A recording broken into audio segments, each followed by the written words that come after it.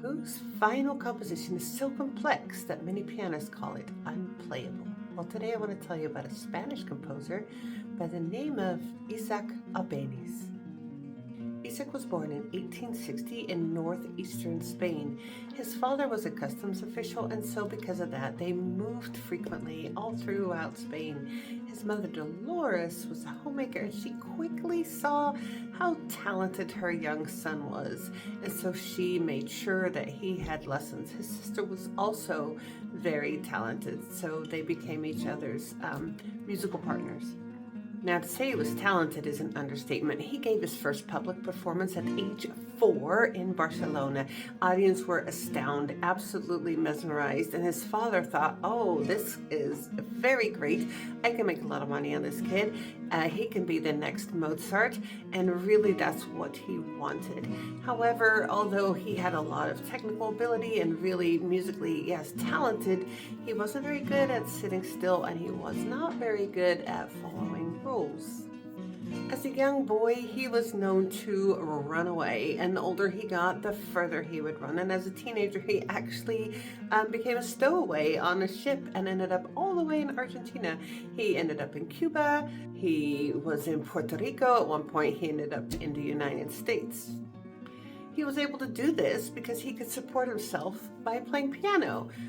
This shows us that he loved to travel, of course. He loved being exposed to different cultures and different music, but he was highly independent. Nobody, including his parents, were going to tell him what to do.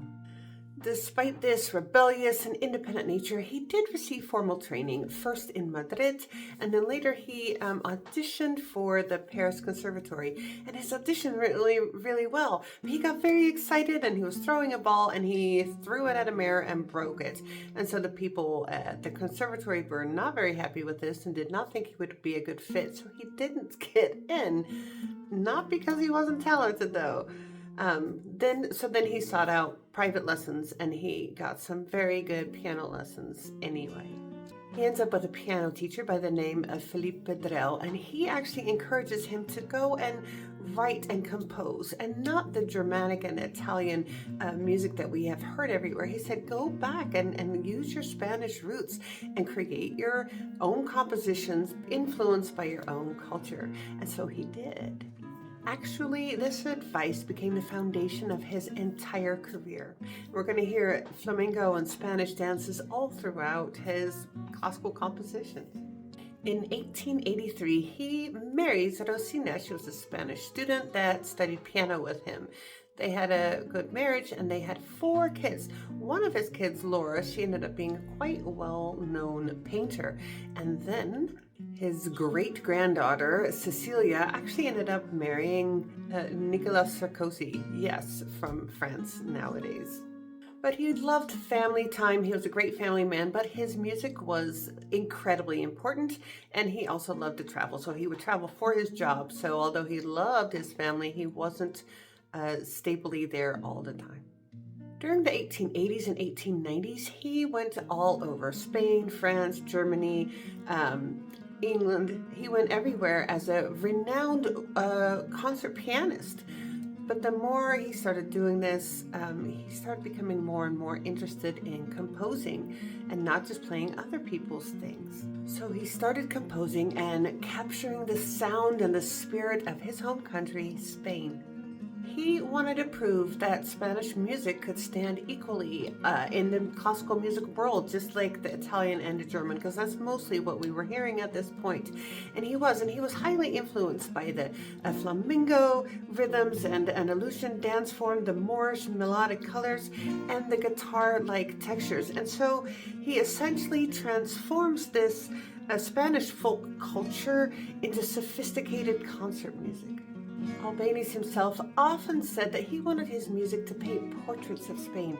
And when you listen, you can hear different places that he's at, and you can almost hear like walking through the narrow streets. You can hear the dancing on the plazas, and you can definitely hear the distant guitar music. It's like you are traveling to his country through his music. Later in life, he lived mostly in France and in England, and being far away from home increased his longing for Spain. And we're going to hear that more and more in his music. It is as though this nostalgia just pushes him to write increasingly vivid musical portraits of his dear homeland. While he lived in Paris, he became good friends with some very influential composers like Claude Debussy, like Maurice Ravel, and these friendships were very good and they were mutual, but they were also very influential. You're going to hear a lot of this impressionistic feel that we see in Ravel and Debussy. We're going to see that in his music, but he holds true to the Spanish, though. He doesn't suddenly succumb to what they're doing. He's not copying, it's just an influence. One of the really fascinating and neat things about his music is that although it's written mostly for piano, it is as though you are listening to guitar. Today, many of his tunes are known actually as guitar, but what they did was they took his piano score and then they arranged it for guitar. A lot of people feel actually that his tunes captured the Spanish guitar better than actual guitar composers.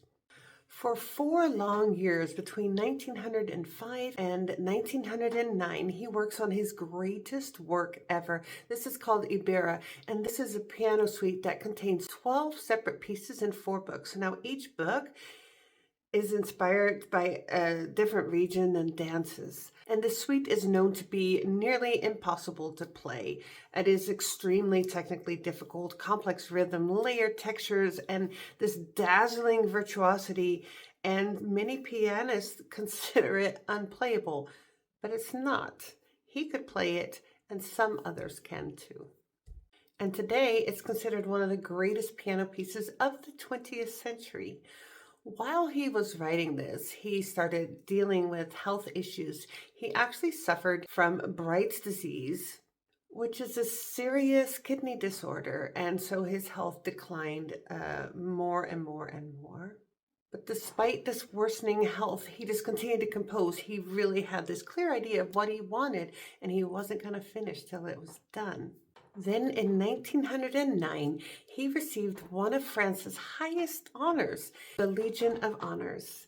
This recognition confirmed his importance as a composer that had influenced both Spanish but also French musical traditions. And just a few weeks after that, he passed away. He was only 48, 11 days away from being 49, and people often think of Iberia as the capstone of his life. Truly a culmination of his lifelong artistic vision. His life wasn't calm. He was a child prodigy, put on stages everywhere. He ran all over the world. He pushed himself in every which way as a concert pianist, and we can hear this. We can hear all this fun and all those travels and all this excitement and independence, this fierce pride of his country. We can hear all of that in his music. So go and listen to something by Isaac Albeniz.